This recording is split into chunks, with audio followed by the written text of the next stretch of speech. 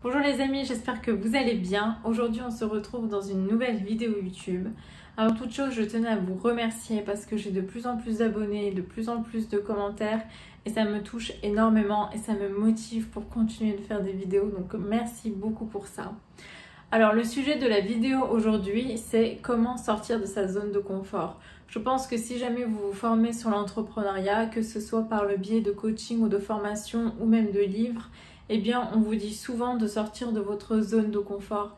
Mais finalement, est-ce que vous savez réellement ce que c'est que votre zone de confort et surtout, avez-vous des astuces et des conseils pour réellement sortir de cette zone de confort? Donc avant de passer à la suite de la vidéo, n'hésite pas à t'abonner à ma newsletter pour recevoir toutes les semaines des conseils et des astuces pour entreprendre au quotidien. Place maintenant à la vidéo. Qu'est-ce que c'est que réellement la zone de confort? C'est un peu notre quotidien avec nos habitudes, nos acquis, nos savoir-faire, etc. Donc rien ne nous surprend. Si jamais vous restez dans cette zone de confort sur le long terme, eh bien vous n'allez jamais progresser. Je m'explique. Quand rien est nouveau, quand vous lancez jamais de défi ou alors vous faites jamais rien, jamais une action qui vous fait peur par exemple au quotidien ou régulièrement, vous n'allez pas pouvoir progresser et vous n'allez pas pouvoir vous épanouir. Parce qu'en fait, qu'est-ce qui nous rend heureux finalement? Souvent, c'est quand on a réussi à faire quelque chose qui nous faisait peur au début, quand on s'est surpassé, quand on s'est challengé, on est très fier de nous, on est très content et on a une motivation qui déborde et bien c'est parce qu'on sort de cette zone de confort. C'est parce qu'on cherche à s'épanouir, c'est parce qu'on cherche à se prouver des choses et à faire des choses qui nous font peur et c'est à ce moment-là que non seulement on élargit notre zone de confort, donc finalement ce qui vous faisait peur au début, à force de répéter les choses ne vous fait plus peur et du coup votre zone de confort s'élargit, mais c'est aussi ce qui fait qu'on grandit finalement en apprenant de nouvelles choses, en tentant de nouvelles choses et qui fait qu'on s'épanouit également dans la vie. Alors finalement, comment faire pour sortir de cette zone de confort? Alors premièrement, il faut tout d'abord identifier sa zone de confort. Qu'est-ce qui vous fait peur aujourd'hui et qu'est-ce qui vous fait moins peur? Prenons le cas de la vidéo face caméra. Si le fait de faire des stories ou faire des vidéos face caméra pour les envoyer à vos amis ne vous fait pas peur, eh bien ça c'est votre zone de confort. Mais si le fait de faire des stories avec un compte Instagram en public par exemple, le fait de faire des vidéos YouTube par exemple, vous fait peur, c'est que ce n'est pas dans votre zone de confort. Et le but en fait, c'est de justement délimiter les limites de votre zone de confort pour ensuite savoir ce qu'il faut faire petit à petit pour élargir sa zone de confort. Par exemple, prenons l'exemple d'une personne qui a du mal à parler en public.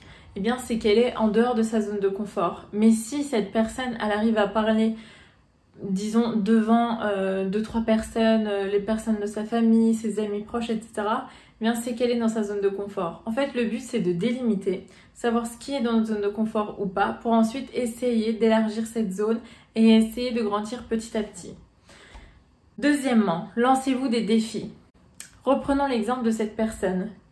Si elle arrive à parler devant 3 personnes, sans difficulté par exemple, son objectif ça sera de se lancer des défis et de se dire par exemple la prochaine fois que j'aurai un oral à faire, une conférence à donner ou quoi, cette fois je double et je vais essayer de parler devant 6 personnes ou devant je sais pas une quinzaine de personnes par exemple.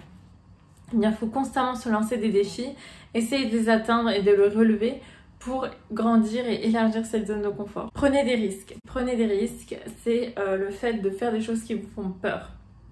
Je m'explique, cette personne qui va devoir parler devant plusieurs personnes va forcément avoir peur au début, mais va quand même relever le défi et va quand même prendre des risques. De toute façon, il va se passer quoi au pire?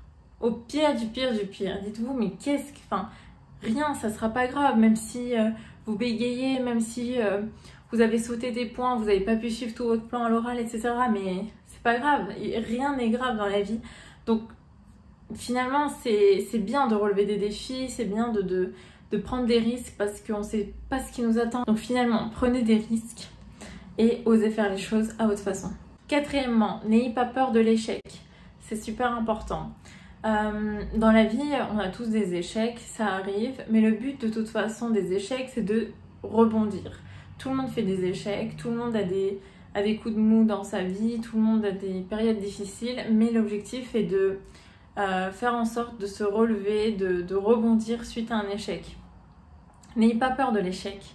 C'est pas une honte d'échouer, c'est pas une honte de ne pas réussir à un instant T. Justement, le truc, c'est que vous avez échoué, entre guillemets, à un instant T. C'est juste que vous n'étiez pas encore assez à l'aise devant un public dans notre exemple, dans le cas de notre exemple, ou alors que vous n'aviez pas encore atteint toutes les connaissances qu'il fallait avoir pour être expert sur un sujet, par exemple. De plus, il ne faut absolument pas avoir peur de l'échec, car ça nous permet de grandir et d'apprendre des choses sur nous-mêmes. Au moins, dites-vous qu'au fur et à mesure des échecs, vous en saurez beaucoup plus que les personnes qui n'ont pas osé passer à l'action, ou beaucoup plus même que les personnes qui n'ont jamais connu d'échec. Parce que vous aurez expérimenté des choses et vous aurez développé d'autres compétences et d'autres connaissances, justement être prêt dans le cas d'un éventuel échec. Cinquièmement, apprendre de nouvelles choses. Pour sortir de vos zones de confort, il faut absolument que vous formiez en continu. Malheureusement, les gens, en majorité, une fois qu'ils ont fini l'école, une fois qu'ils ont été diplômés, eh bien, ils n'apprennent plus. Ils n'apprennent plus, je m'explique, c'est que ils ont l'impression de tout savoir, ou du moins d'avoir fait leur job, et que finalement, ils n'ont plus à apprendre des choses. Mais c'est complètement faux.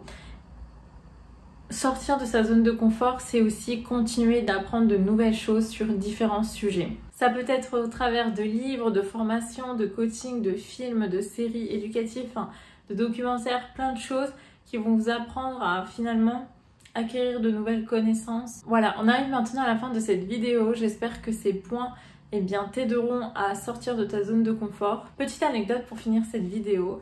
De mon côté, quand j'étais petite, j'étais extrêmement timide et finalement avec l'expérience, le fait de faire des oraux régulièrement en cours, le fait de devoir parler devant un public qui au départ nous connaissons mais au fur et à mesure du temps avec des personnes que vous ne connaissez absolument pas, eh bien ça m'a aidé à prendre confiance en moi, ça m'a aidé à finalement être plus à l'aise à l'oral. Et c'est en entraînant que vous allez évoluer, c'est en relevant des défis au fur et à mesure, c'est en vous challengeant régulièrement que vous allez sortir de votre zone de confort et que vous allez progresser. C'est super important de pratiquer finalement parce que sans la pratique, les choses ne vont pas arriver à vous tout seul. Voilà, on arrive maintenant à la fin de cette vidéo. J'espère que ces points vous auront aidé à sortir de votre zone de confort. Dites-moi dans les commentaires ce que vous comptez faire dorénavant pour sortir de votre zone de confort. Moi de mon côté, ce challenge YouTube, c'est un parfait exemple. Je me challenge en continu pour faire des vidéos YouTube que j'avais repoussées depuis 1 an justement avec mes croyances limitantes que j'ai mis de côté aujourd'hui. Donc voilà, essayez de pratiquer, essayez de tout donner et puis vous élargirez votre zone de confort petit à petit et vous grandirez. Abonnez-vous et laissez-moi un j'aime à cette vidéo pour soutenir la vidéo. Je vous souhaite beaucoup de succès et je vous dis à très vite dans une prochaine vidéo.